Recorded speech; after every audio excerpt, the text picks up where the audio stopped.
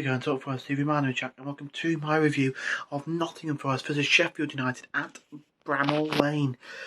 So yeah, obviously it was the first leg of the playoff semi-final and we did come out 2-1 victors. I think, given the way that we played in the first half, we'll be disappointed to only have scored 2 games in the whole 90 minutes. I think we were, really giving them a hard time in that first half, going forward at will, and I really think, going in at 1-0 at half time, we really could have had 2, 3, 4 more going into the break. We had so many chances. Surridge had a good chance that I think it was off Brennan Johnson's shot that didn't quite go to plan, fell to Surridge, and he went for the finish that was quite tame into the hands of Foderingham. Yates had a good header that he put wide. Johnson had a good couple of opportunities, and I love Brennan Johnson. He's been absolutely exceptional this season. He's been a real joy to watch as a Forest fan. Someone who's one of our own, didn't cost us a penny, come through the club, and we love him as Forest fans. And he scored today, and that's huge for him. But it was a bit what's the word? It was a bit what's the word? I can't quite think of the word. It was a bit frustrating watching him sometimes when he was running with the ball, and it looked like he wanted to try and do it all himself. There was time in the second half where he tried to take on a couple of players. He was just running, tried to take on a couple of defenders, and it just didn't quite come off. There were times where first half where he maybe could have laid them off, but he went for the shot himself, which, it shows that he's got confidence, and it shows that he wants to score goals and he wants to, contribute that way. But there's some opportunities where maybe he could look to cross the ball. There's an opportunity where the defender kind of took him wide and he took a shot kind of across goal where he could have maybe looked to put a ball across or something like that, which is a bit, it's a bit frustrating because we know just how good he can be, Brennan Johnson. We know just what he can offer to the side, and unfortunately, that's a bit disappointing to see that in a way. But then again, though, it gives you confidence because it shows he's hungry, shows he's got that desire, and it shows that he will find the back of the net eventually, which he did today. So you can't really take too much away from that. It was a bit of a bit disappointing. Maybe not disappointing. It was a bit frustrating at times to see. Disappointing is the wrong word, totally, but it was a bit frustrating to see. That sometimes maybe he could have just laid it off, or he could have tried a different option instead of trying to do it all himself. But it shows how he wants to get on the ball. He wants to make a difference. He wants to make an impact, and that's you can't fault him for that. Fair play to him. But yeah, I think I'm chuffed, really chuffed for Colback scoring. I think given the season he's had where he's had to play out of position and in a position that he doesn't really like to play, but a position he's had to play. And he's really, he's scored a couple of big goals this season. The goal to equalise at QPR, and that brilliant goal against West Brom. There was that one against Preston at home. He scored some really good goals and some important goals this season, and none more so than that one this afternoon.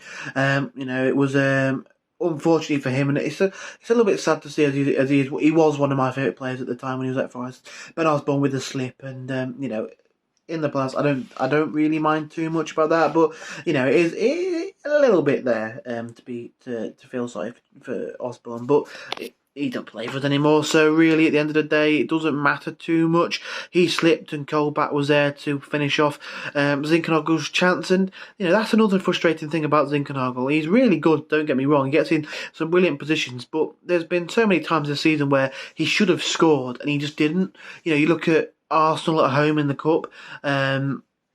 There was a big chance that he got not long before Graben scored that he should have finished. Obviously, you look at Liverpool, had that glorious chance, had that chance today. There's been a couple of times this season where he's been in a good position to score, and he's either had his shot saved or it's just gone wide. He has scored some big goals. He broke the deadlock against Leicester in the FA Cup, which was a huge one. But has been sometimes where maybe he should have scored and he's just not done it. Luckily for him today, Foderingham couldn't hold on to it, and it was Colback who finished it. But yeah, I think to go in at 1-0, you'll be happy. You know, if you said to me, right, Jack, 1-0 at the Braids Forest, I'll take it. But you know, given the amount of chances we had, maybe we should have been doing better. And then second half, Sheffield United needed to respond, and they did. They were the much more attacking side. They were a lot better in that second half than they were in the first half. You know, it's such a difficult place to go to, Bramall Lane, and I think we handled that first half really well. Just needed to get a couple of more goals, and obviously Paul Heckingbottom wasn't going to let Sheffield United go out and play football in the same manner they did in that first half, because it just wouldn't have. It wouldn't have worked for them. They needed to change something, and they were a lot more on the front foot, a lot more attacking, really going for it that second half. And our defence were exceptional, absolutely exceptional.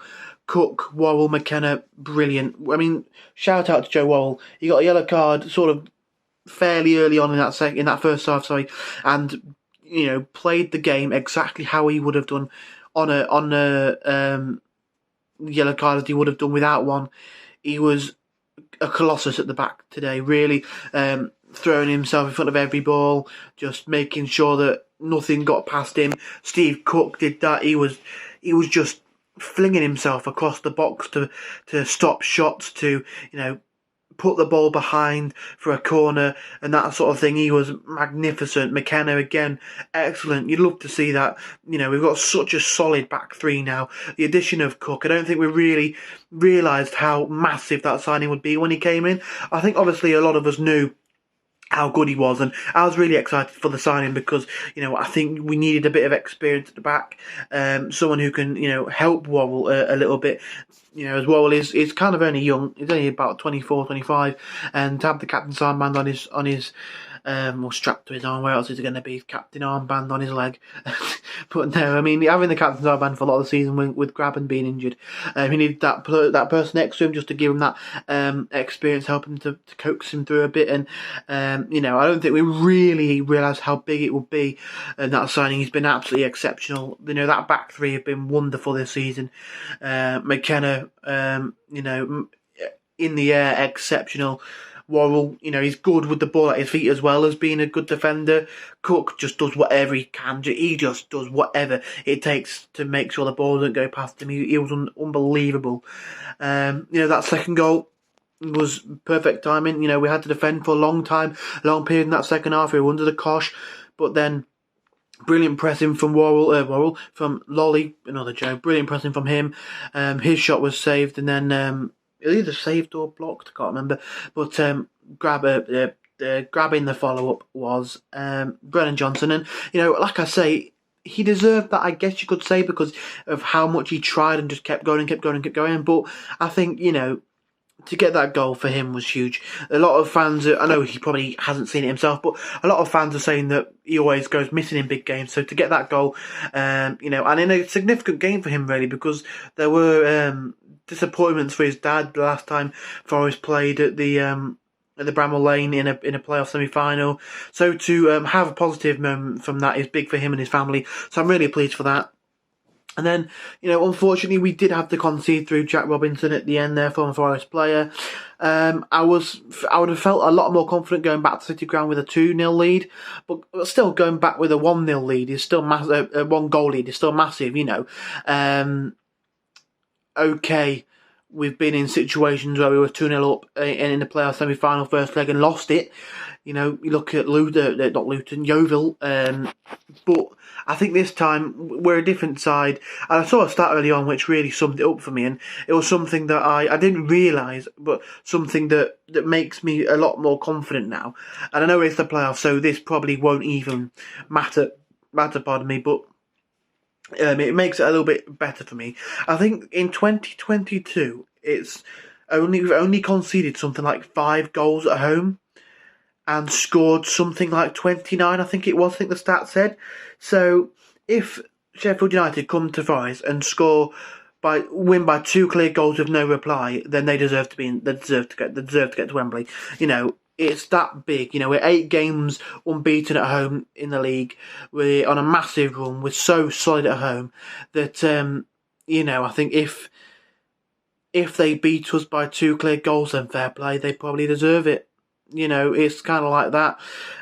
But yeah, we move on to Tuesday now. I'm excited. I'm a little bit nervous as well, just because the playoffs and it's so huge. But I'm feeling more confident now. I just have that feeling that, you know, we can do it. Going to the City ground and making it hard for them to play their game.